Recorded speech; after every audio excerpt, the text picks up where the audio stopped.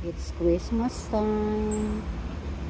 Nandito tayo ngayon sa Hakin Shop. Ayan yung mga Christmas decor nila. Ang ganda, diba? Mura lang yung mga yan. Hindi naman siya Hakin, pero mura lang siya. Ayan. Diba? Mabibili mga Hakin, kapag ano ka na ng Christmas. Kapag decorate ka na. Ayan, Hakin lang yan. Ibang ganda. Meron pa dito lang. Ito pa. Yan. Ang cute niya. Ang cute. Pati ito ang cute. Christmas. Ayan. Yung pa.